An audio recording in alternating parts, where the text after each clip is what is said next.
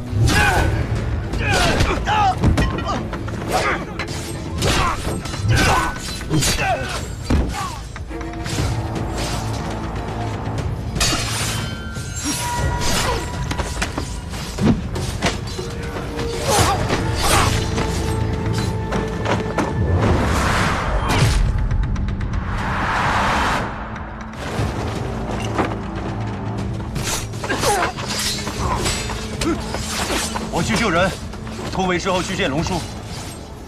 别死！这。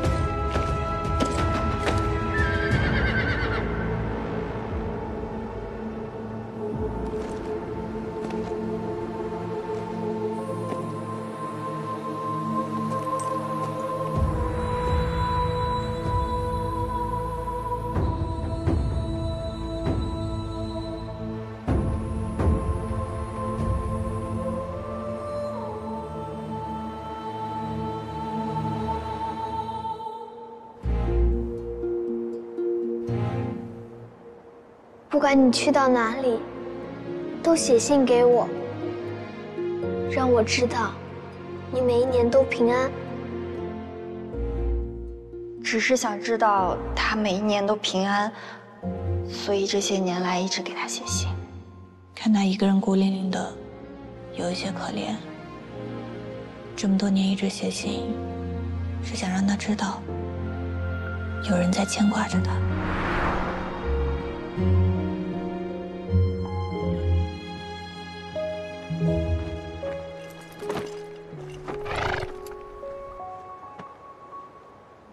I miss.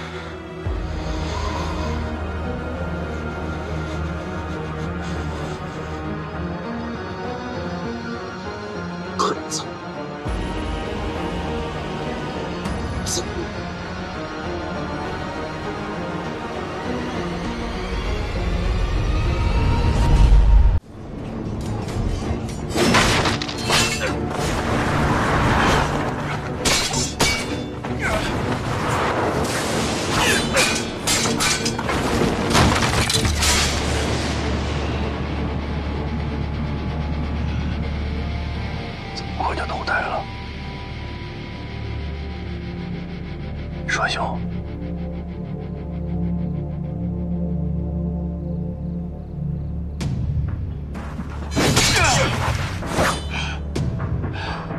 我何止没死，我要拿你的命！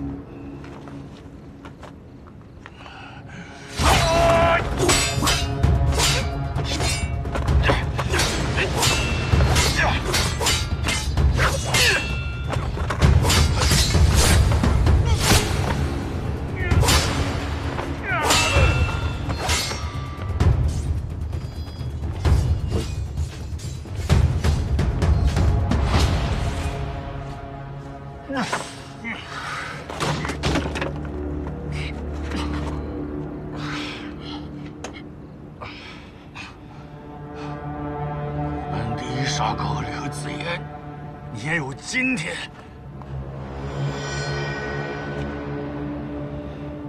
老子从地狱里爬了回来，就是为了今天。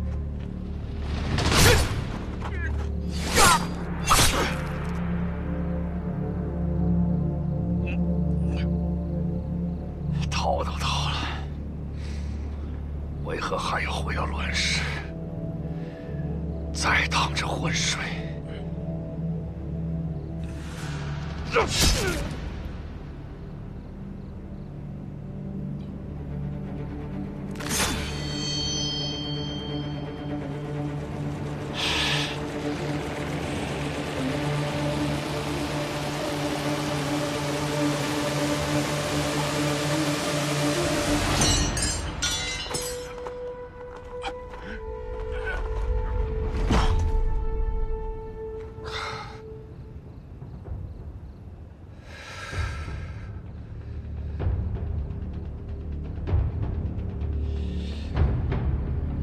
狗崽子，果然是你！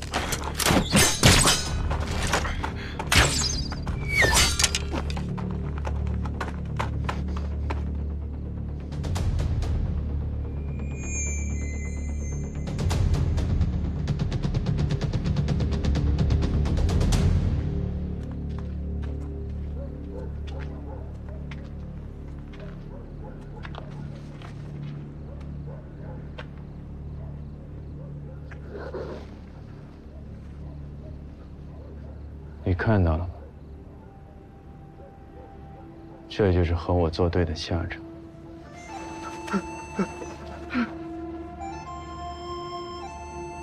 从今往后，我甘愿唯独为狗。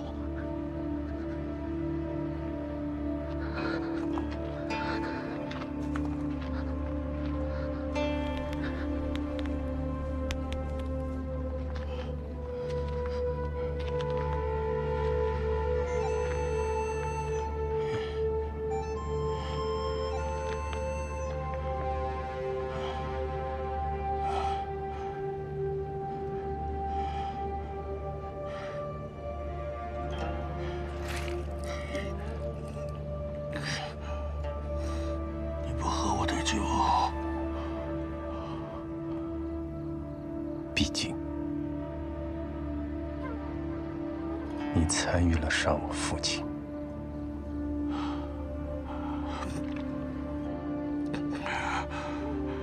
你还救了我的命，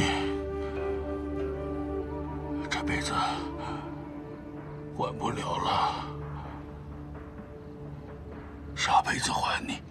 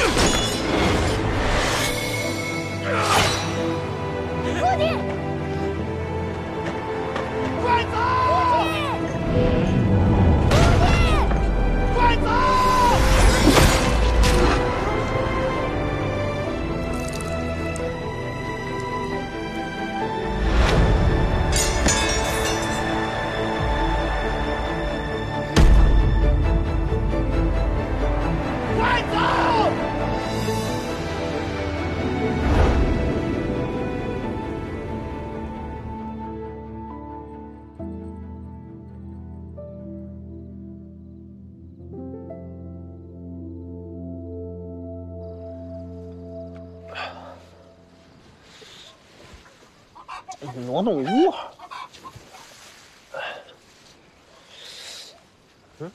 本来回来的就晚了，还不睡觉，天都快亮了。不睡了。你拿鸡蛋干嘛呀？淮安明天进京，我想着给他拿点鸡蛋。这样，你把鸡蛋拿去煮了，明天让他带着路上吃。上京路上这么远，鸡蛋煮好没几天就坏了。那怎么办？你就给他拿生鸡蛋，等他想吃的时候啊，点个篝火，烧点热水，一煮就行了。说的在理，不愧是娘子。一边去！怎么了？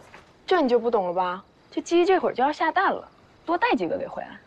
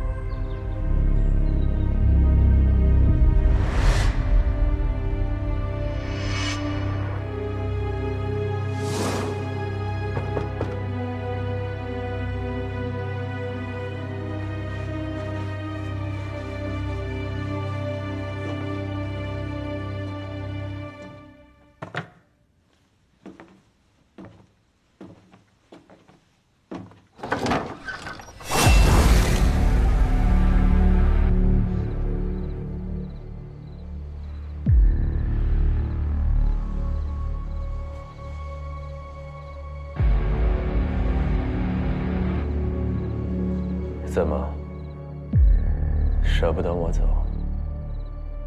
要我把命留在这里？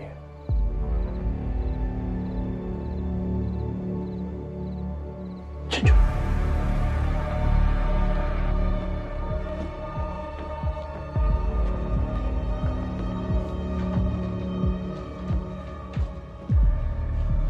坐下。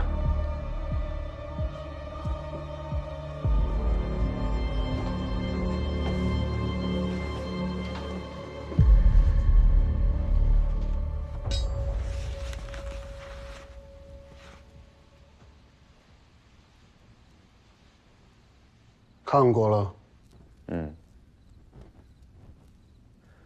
淮南信息闭塞，我是靠过期的底炮推断出长安的变化。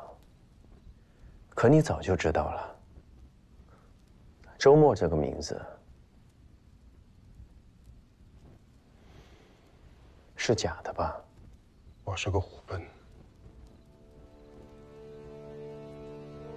我没骗你，我也没骗浩然他们。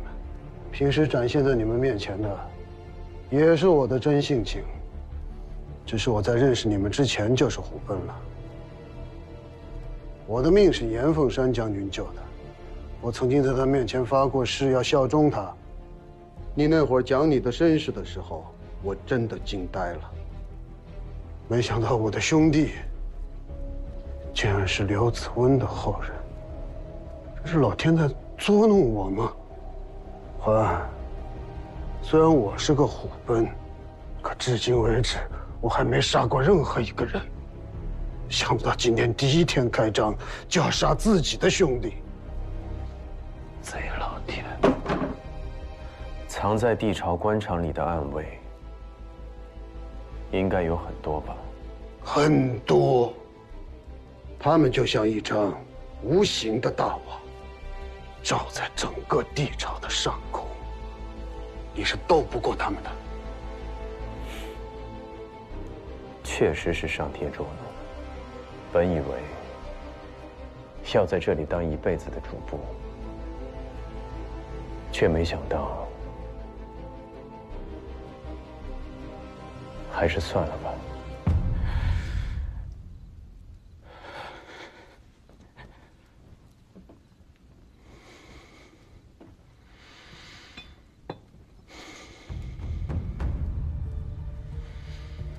那这样，喝一碗断义酒，就当我们从来没有相识过，生死亦无悔。一杯生，一杯死。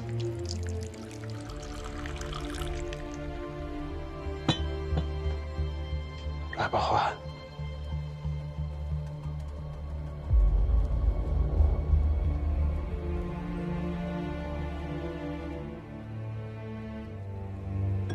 生，给你。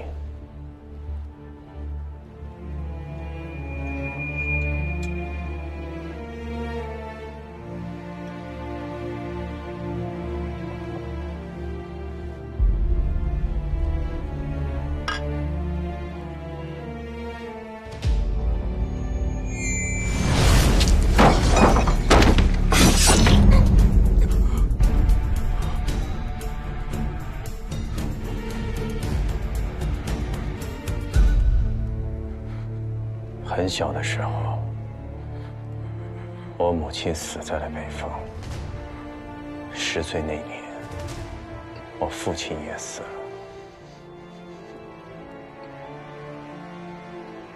是整个虎门联合起来叛变杀了他。我不能死，我要去向虎门复仇。遇到一个我杀一个。 直到杀光他们为止。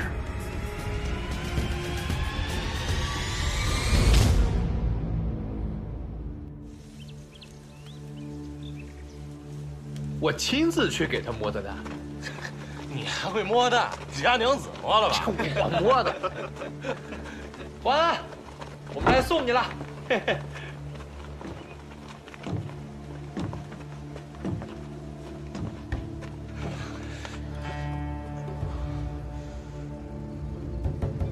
这怎么了？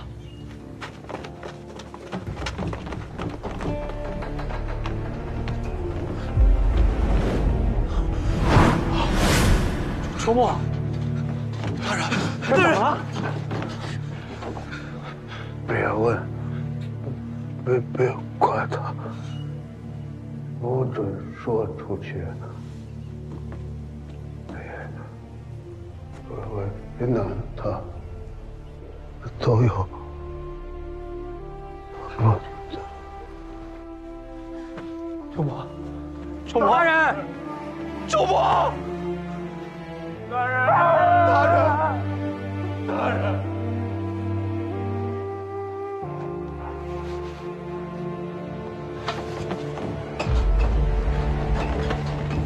你做了什么？那是周末呀！ 不想死，你们就离我远一点。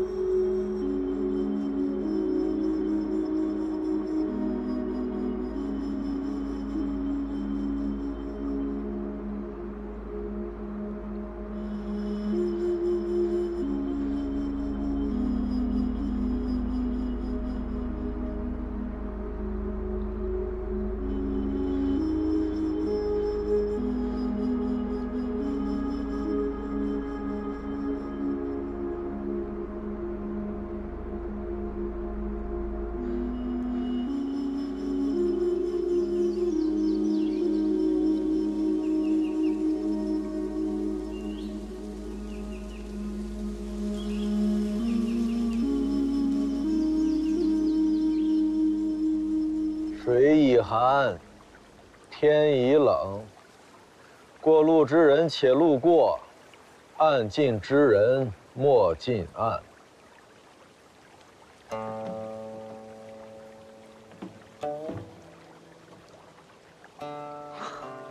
真是见了鬼了！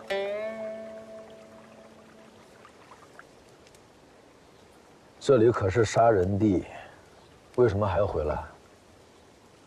此处只埋了一个人，算不得杀人地。70里外的长安，那里才是。看来你还真是路过呀。那这鱼，我可就不跟你分了。我要回长安了，没把握活着离开。趁着进城前，就来看看你。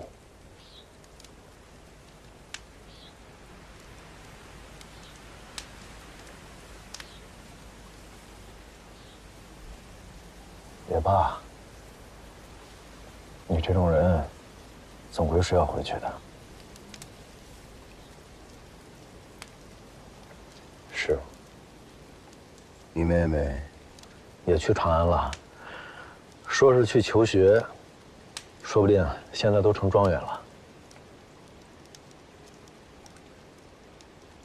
我知道。隔着10万8千里，你怎么知道？他一直给我写信，我也一直回他。那为什么不相认？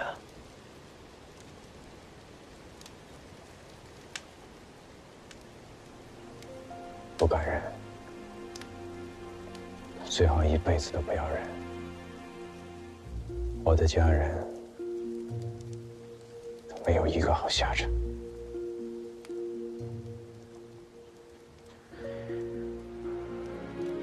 刘家的人命都太苦了，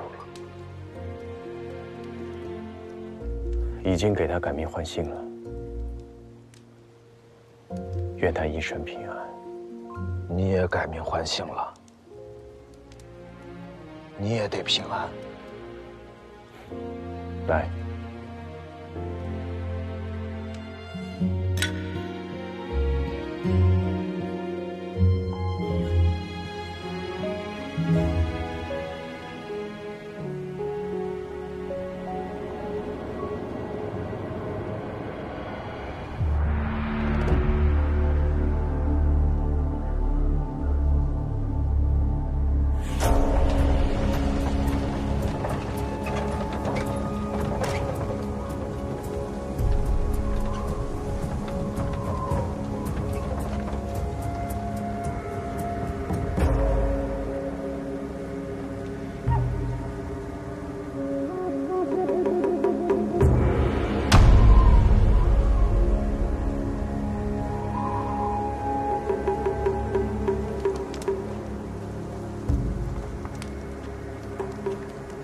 淮安公子，我二人是奉命来迎接公子的。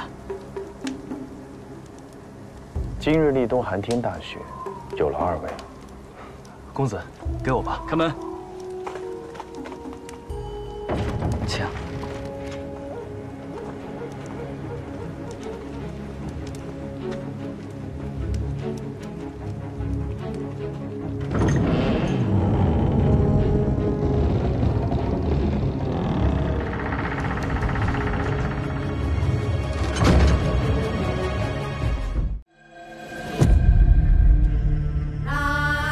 有一种看不见、摸不着的东西，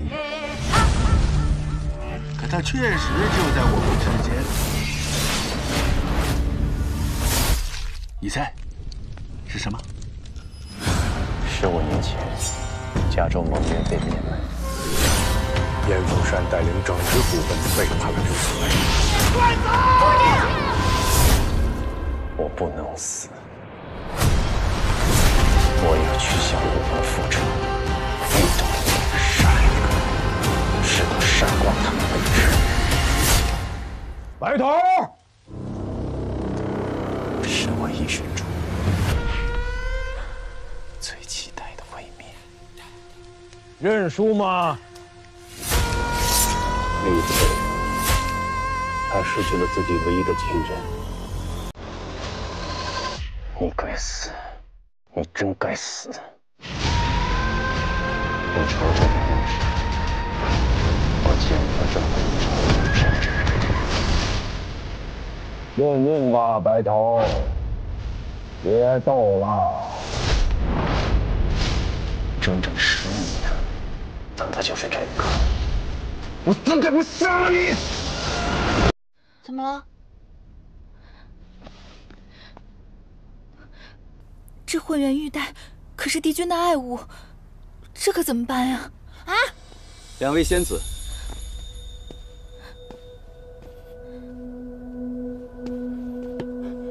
这腰带伴了帝君2000年了，你们竟然如此不小心！是谁摔坏的？仙师长，仙师长，我是玄心崖的颜淡，此物是我摔坏的，跟芷溪无关。你低阶仙士擅闯此地，摔坏帝君之物，必须跟我回隐虚天宫领罪。这玉带虽然不是副长室砸的，但毕竟是副长室看管不严所致。帝君和妙法阁的总长室那边，我也不好隐瞒。此事我一人做事一人当，请勿责怪姐姐。此事还要看帝君如何处置。走吧。颜淡，放心吧，姐姐，没事的。晚上等我来取仙晶筑基哦。等我。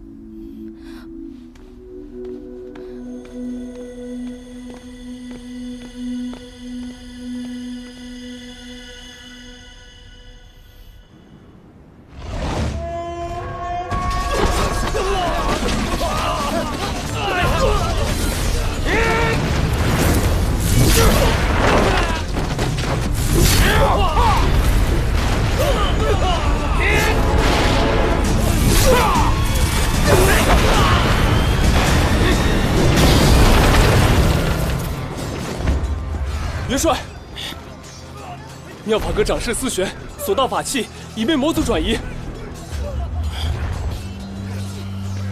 你速去找应渊帝君，让他务必拦截住丢失的法器，否则此战难以平息。是。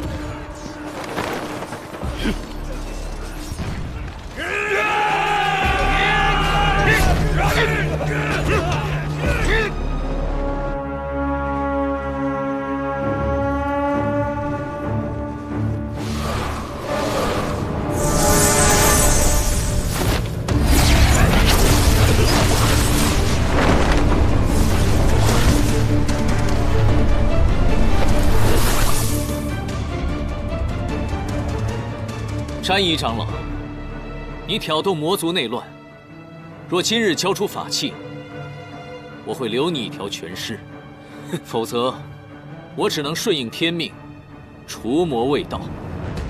这9重天最强的法器都在我手上，休想让我束手就擒！解阵，诛杀帝君！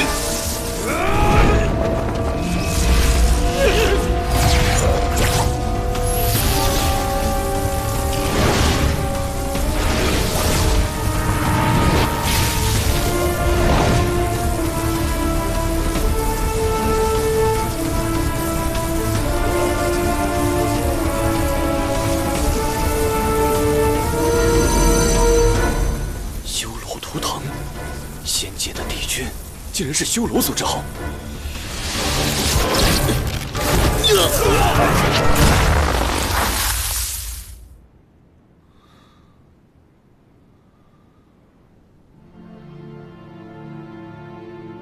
我想你的身世，今日也该告诉你了。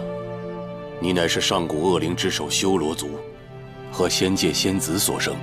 你额上的黑纹，便是修罗族的图腾。那我的母亲呢？当年你的母亲被你父亲蛊惑，她在生下你之后才知道，原来被利用了。于是她选择了以身殉道，和你的父亲同归于尽。在临终之前，她把你交给了我。应渊，你本不该存在于这个世上，但当时你太年幼了，吾不忍杀你，于是抹去你额上的黑纹，亲自抚养你，教化你。但是应渊，你要记住，你修罗族的身份绝不可暴露。如果在仙界有人知道你是修罗族的后代，必会杀之而后快。所以，你是仙灵之后，无父无母，记住了吗？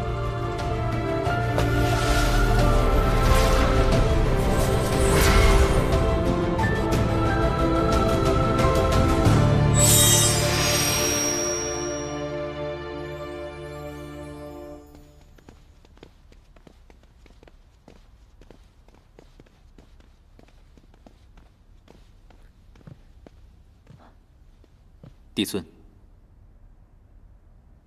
如今魔族内乱已平，被盗法器尽数追回，已录入了妙法阁。此战，天兵死伤1000，天将折损2名。火德元帅正在天医馆探尾伤员。这100年来，魔界内乱不断，每每累积仙界出手，方可平息。此次更因为思玄和魔族长老暗通款曲，将无数的仙丹送往魔界，才令战事焦灼数月。你此次下界，魔界的玄香可有异动？回禀帝尊，我的一应行动，玄香都鼎力支持。他多番表示，自己生性自由，并无野心。我细细的与他接触之后，发现他表里如一，和光同尘，并非伪善之人。邪神玄香若真无野心，便是6界之福了。玄香如此性情，对仙界恐怕是喜忧参半。此话怎讲？玄香，他并不适合做魔界之主。他不喜欢权势，任由长老争权引发内乱。如今魔族看似内耗，但分久必合。若有一方逐渐强大的话，魔尊之位难保不会易主。到时候大战在所难免，还请帝尊做好防备才是。明日起，天机阁天兵处停止一切修牧，皆由你来指挥，绝不能让魔界有可乘之机。是。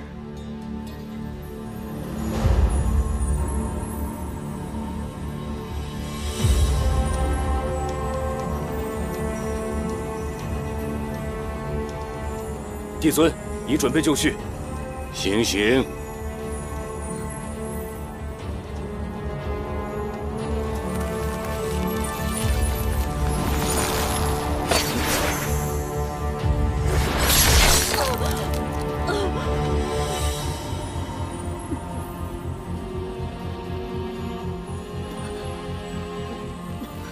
看见了吧，一个有锦绣仙途的仙官长士。连桓清都曾向我要过此人，却因为一个情字，与魔族中人珠胎暗结，违反天条。受刑罚者，若不认错，至死方歇。帝尊，思玄执手数千年，一时被蒙蔽。帝尊，可否饶恕他这次？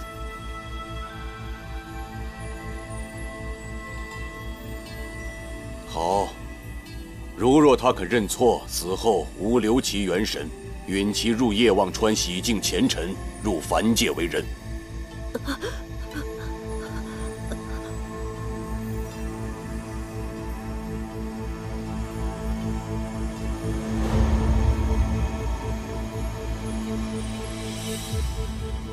思玄，詹姨长老已死，你还有悔过的机会。爱人已死，我岂可苟且偷生？况且，明明是这天条不公，我无悔亦无错。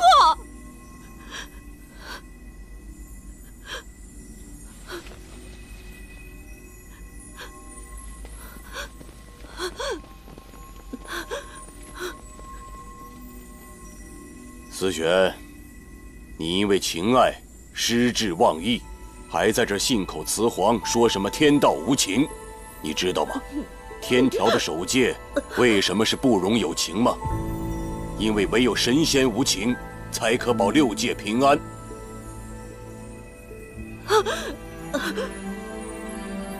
应元君，看见了吧？一个情字，一旦踏错，便是万劫不复。长氏有情，便死伤千万；而如果帝君有情呢？那将是6界的浩劫，没有人可以幸免。你知道，现在6界为什么可以暂时相安无事吗？那是因为妖魔冥3界暗流涌动，所有的逆贼正在等待一个机会，在等待你暴露弱点。怎么，动恻隐之心了？你今日的不仁，只会生出怯懦，而如果他日6界大难，你又如何面对呀？帝君，请你即刻杀了我吧！这9重天，我是一刻也待不下去了。你为詹姨受6界之苦，牺牲一切，而那人在死之前从未询问过你的安危，值得吗？值不值得，帝君日后便知。我不会有那一日。请有心生，帝君，难道就无心吗？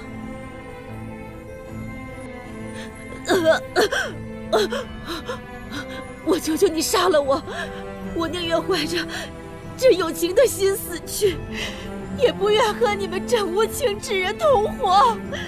我不愿意再受这不公的待遇了。我求你，我求求你杀了我！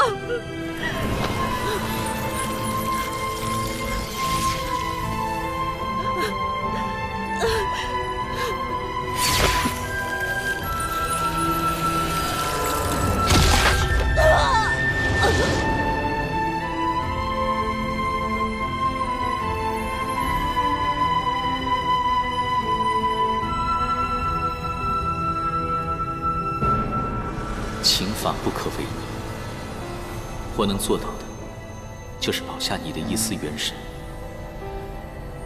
愿你能渡过忘川，重新开始，做个普普通通的凡人，可以爱，可以为了自己而活。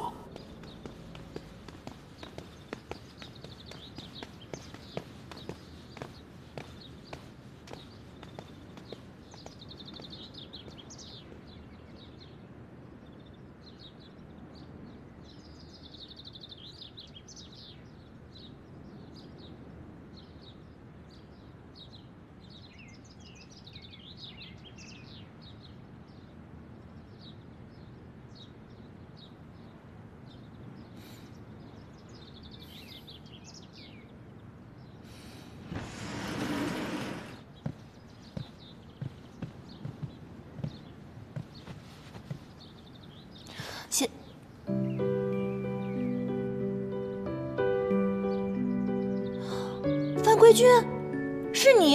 颜淡，休得无礼！本君先好，清离应渊帝君。帝君与范归君是同一人。小仙鲁莽，不小心弄坏了帝君的衣物，还望帝君惩罚。玄仙崖的仙士怎会接触到此物？哦，对了，你的姐姐芷溪是在妙法阁任职。是小仙去拜访姐姐的时候，不小心弄坏了您的玉带，跟姐姐毫无关系，是小仙一人所为，还望帝君明察。损坏腰带没有什么大事，起来回话。多谢帝君。帝君果然大人有大量，小仙日后一定会多多。我说了没有什么大错，但并不代表不罚你。青云，在。偏殿是不是还缺打扫的人手？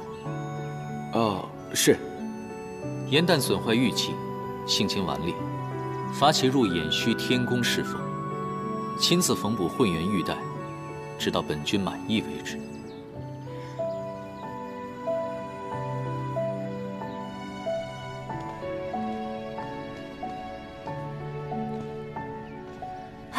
仙君，您别送了，今天我就要走了。您要好好保重身体，以后我会常回来看您的。唉，没想到你走得这么突然。别难过了，这以后谁来帮我破解棋局啊？别哭了，仙君。仙君，我在您这宫里待了200多年，难道我除了给您破棋局，没有任何地方让您舍不得吗？您这么说，我可真是太寒心了。我可不是这个意思啊。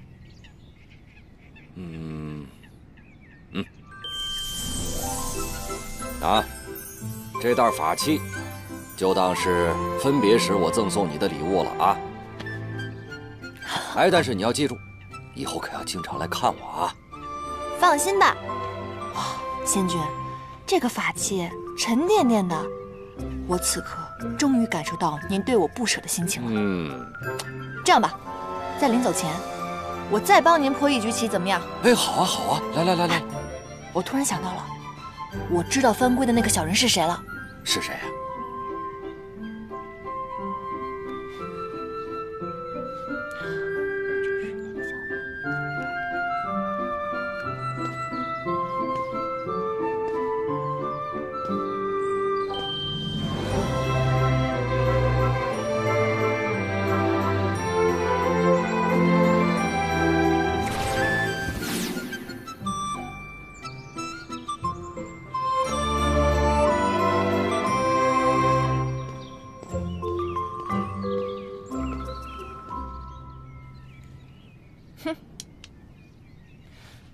小人帝君这回总算是黔驴技穷了，这局还没有上一局难呢。哟，你这一子下的可妙啊，以虚打实。你看看，把他这一脚的活子全都打成了废子。你这一招是怎么想到的？下棋对我来说，要不然就是捡漏，看出对方的破绽，顺藤摸瓜；要不然就是打劫，把对方的变成自己的，变不成那就通通吃掉。往往后面那一种是非常艰难的，但是愚公移山，铁杵也能磨成针的。妙！今日本想与仙君面对面切磋棋艺，没想到竟看到忠心仙士不舍救主的场面，本君都不好意思开口要人了。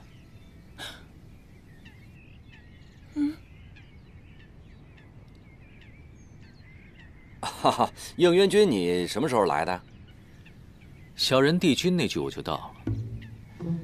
看你们如此专注，我也不好出声打扰。你好歹堂堂的上神，你这样如此偷听别人的墙角，这样不太好吧？本君上梁不正下梁歪，影响的仙君一起作弊，真是惭愧。应元君，你说笑了，你一定是看我破解棋局呢特别的辛苦，所以呢你就一次一次的降低难度，故意放水，是吧？刚才只是说笑。颜淡呀，去了偃虚天宫之后呢，由你亲自教导，我想他的棋艺和仙法一定会更上一层楼的。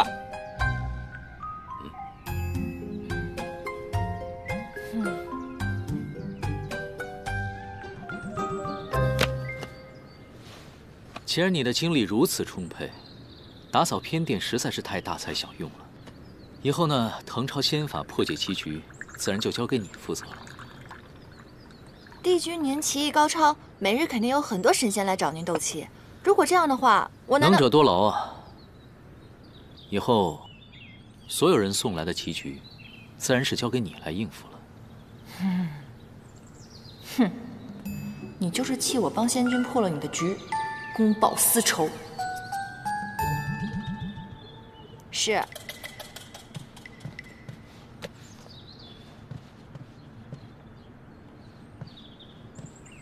还有，混元玉带尽快补好，莫要让其他仙士去催，白白浪费别人的时间。是。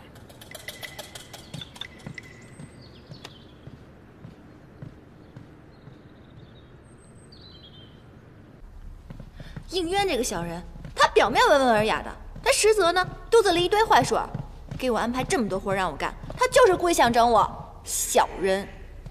没想到众人眼中如此完美的帝君，还有这样一面，这在我心目中的形象又丰满了一些。哎，你到底跟谁一伙的你？好了，颜淡，帝君犯规不过是童趣之举，哪有你说的那么严重啊？况且他与北冥仙君对弈，外人本就不该干预。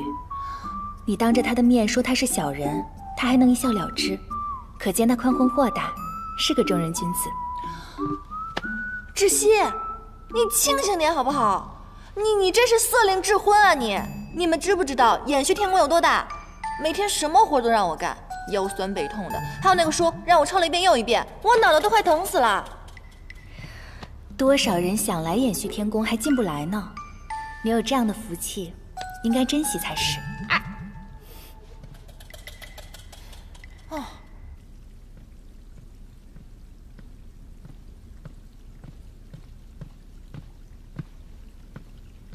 芷溪，长侍。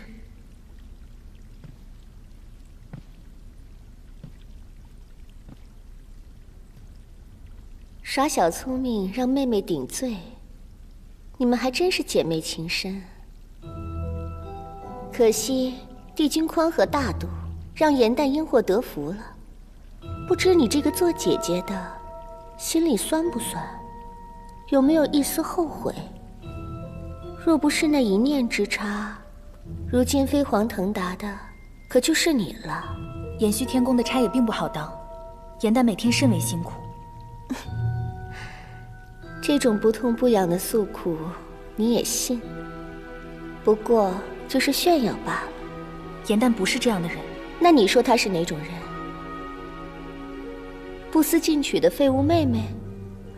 双生莲必分强弱，大家都说你是强的那个。我看未必。不然帝君为何一眼挑中那个一无是处的颜淡？你自己好好想想吧。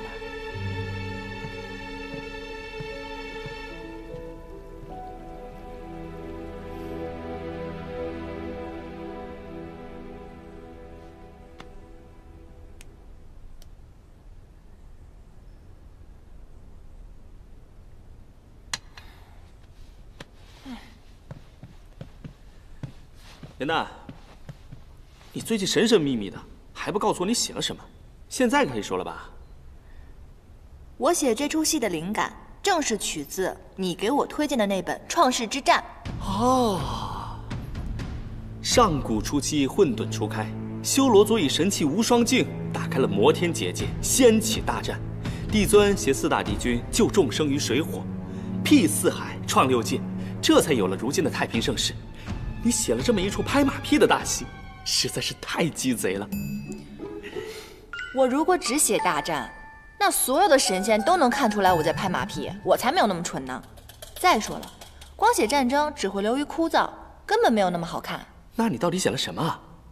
我呢，以战争作为背景，从一位已灭族的上古彝族的视角作为切入，以小见大，以弱趁强。你选了什么上古彝族啊？为了相助4帝君，在创世大战中全族覆灭的九岐。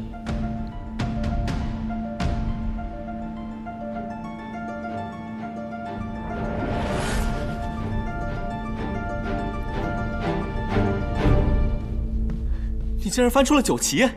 正是，他曾被誉为6界当中最强悍的水族，上天为龙，入海为鱼，百毒不侵，水火不灭。可就这么厉害的种族，却在这些年的和平当中被人们逐渐遗忘了。如今除了我们，谁还能想到当年惨死的九岐呢？你是不是想到了自己，觉得同病相怜了？唉，4叶汉淡一族最起码还残留了我和姐姐，可是九岐连个血脉都没有留下来，实在是太可惜了。传说九岐虽然善战，但却生来欲望浅薄，在每化人之前都会经历命悬一线的紧要关卡，没度过呢，就会灵力散尽而亡；度过了，便是浴火重生。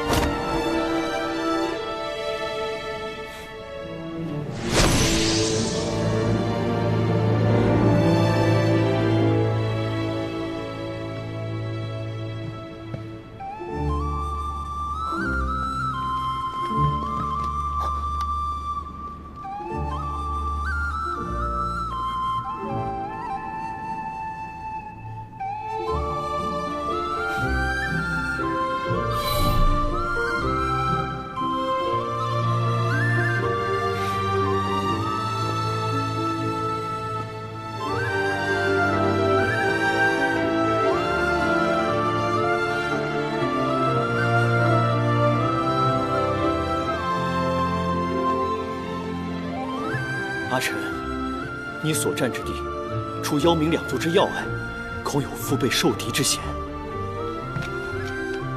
定要小心。我会的。妖冥两族尚好对付，而你，风翼，平定了生死场，速速来找我。这是自然。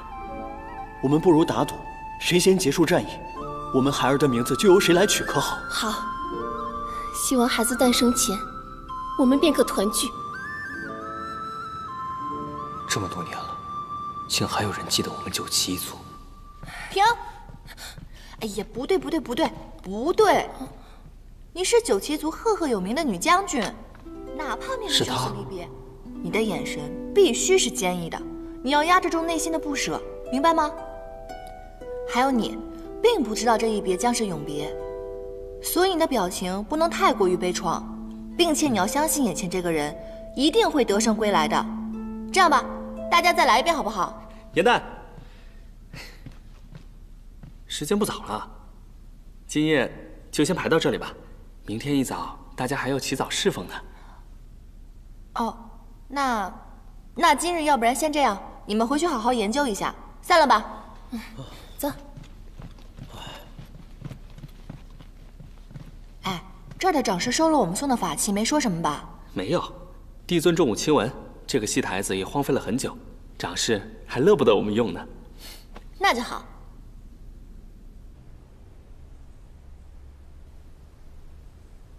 唉，这第一章是写九旗两位将军的生离，最后一章是写他们二人的死别。唉，也不知道中间四帝君的戏份该如何写。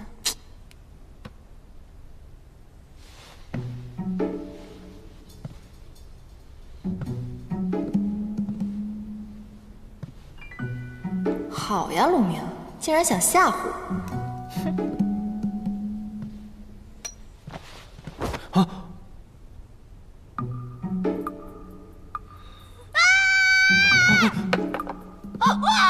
我的鸡巴！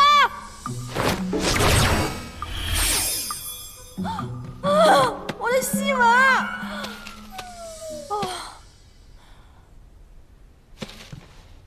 兄台，你哪位啊？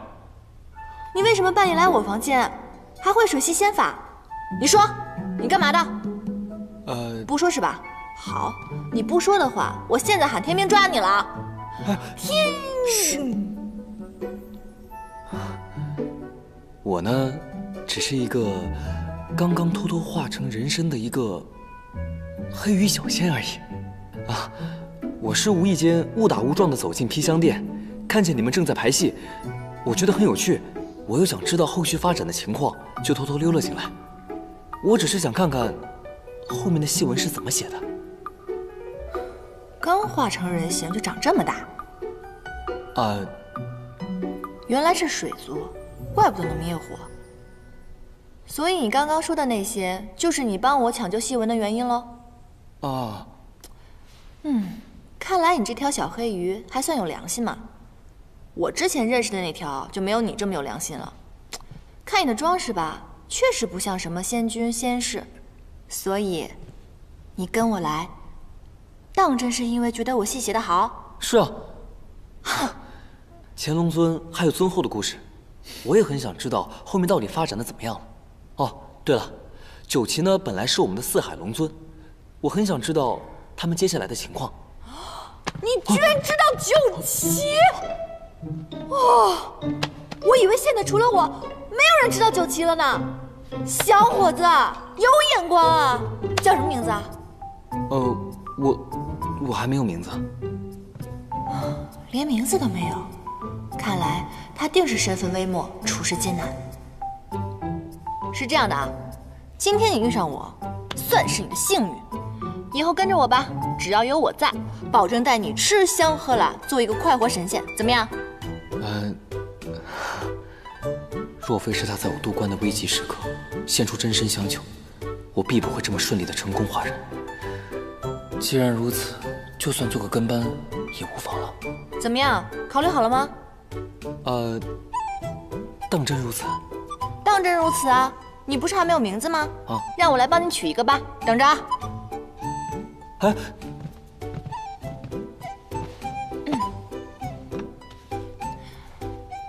当真如此？嘘。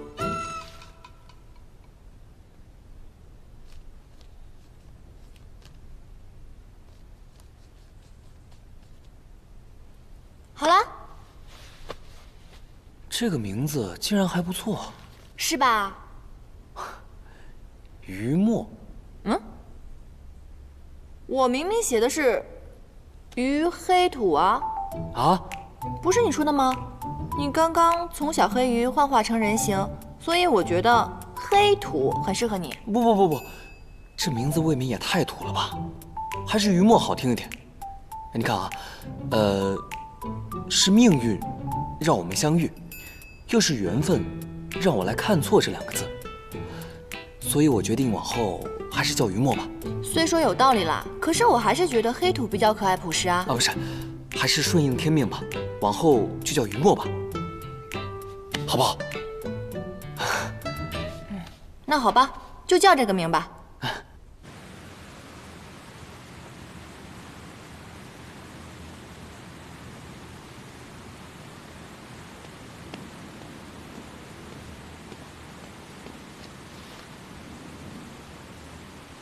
帝君，严旦求见。所谓何事？说是腰带不好了，帝君是否一见？叫他进来吧。是。针脚比上次好了一些，但丝线的颜色本君不喜欢，拿回去重新缝。帝君，那你到底喜欢什么颜色？随缘。帝君，您不是着急带吗？我想的是，您把要求说得详细点，这样我就不会日日来打扰了。虽然急，但宁缺毋滥，反正你日后也要天天来。天天来？过来，破局。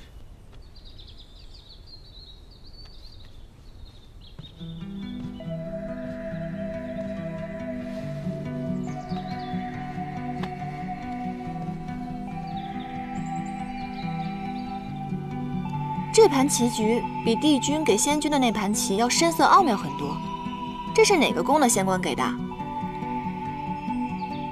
是我自己设计的，你看看，可否能解开？我试试。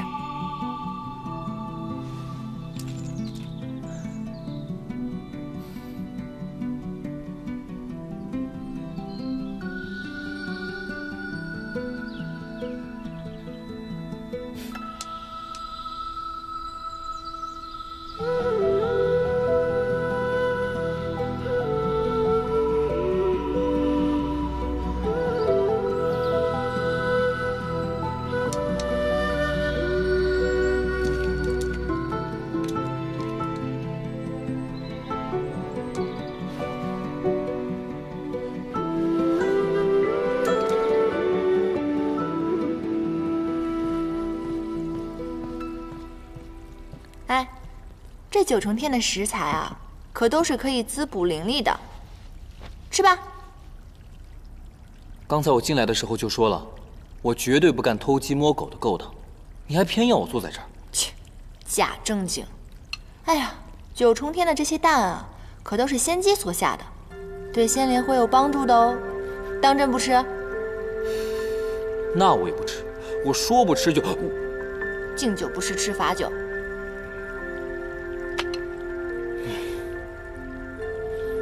我说，这也太好吃了吧！是不是？我都说了，我的厨艺跟我写戏不相上下，好吧？哎，那你之前排戏的名字叫什么呀？《创世英雄传》。你戏的主角不是九旗吗？你觉得他们是英雄？他们当然是英雄了，在创世之战中，帝尊、四帝君是英雄，九旗一族也是英雄。在我看来，那些籍籍无名的小仙小族，他们只要为战争胜利战斗过、努力过，在我心里他们也是英雄啊。所以，这才是我写这出戏的意义。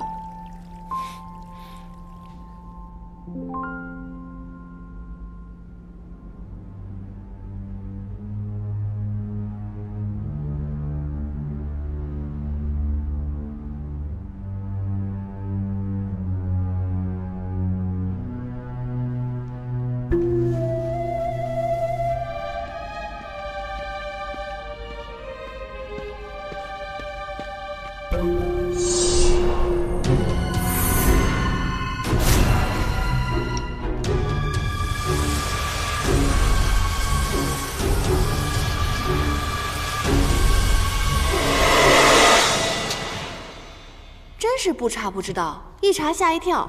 原来地崖上那棵昆仑神树，竟然是创世之战后挪移过来的。神族与魔族仅是一线之隔，而且此树灵力太过强盛，四帝君肯定是觉得不宜长期种在魔族，以防以后难以控制。反正我是无法体验大战时那种惨烈了。不过那棵神树，咱们倒是可以去看看。哎，我正有此意。不可，昆仑神树是靠吸收灵力为生的，若是不小心被它捆住，几百年的修为就要废掉。况且，地崖是九重天的禁地，若是被抓住了，可是要受罚的，知道吗？快点，快点！救命啊！救命啊！二位仙友，救救我！你是哪宫的小仙官啊？你怎么被这神树给捆住了？我一时贪玩，误闯了禁地，没想到就被这棵树给缠了。可是古籍上记载，只有对此树施了灵力，它才会主动攻击。你又为何偷偷在此施法呢？我怎么知道这么多？我只是看叶子好看，想取回一片拿回去做书签罢了。小心，他骗我们。啊？你骗得了别人，骗不了我。你刚刚在撒谎，那树上有刀痕，是不是你弄的？昆仑神树的枝叶既可以制毒，又可以制成灵丹，你一定是偷偷到此的。说，你是哪个宫的仙使？说。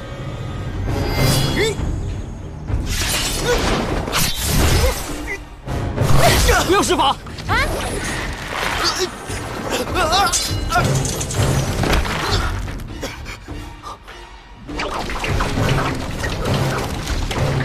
小心！